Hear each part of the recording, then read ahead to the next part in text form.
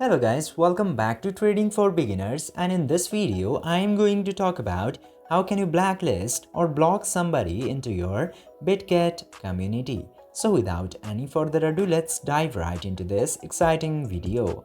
Now in order to do that, you just simply have to open your Bitget application, and after opening the application you just simply have to tap into this dotted icon into the top left corner. Simply select that and open your profile, where you will get this option of community directly. Simply tap to community, and into here you will get to see your watching, fans, post, and a lot many options. And from here you will just simply have to select the profile which you would like to blacklist or block.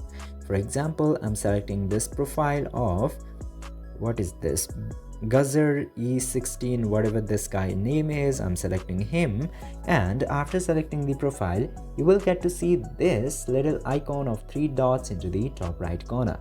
Simply tap into that icon and you will get this option of add to blacklist. Now in order to block, tap into add to blacklist and tap to confirm, and this way you can very easily block or blacklist somebody into your Bitget community.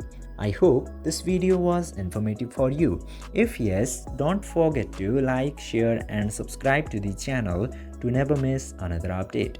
Thank you for watching this video.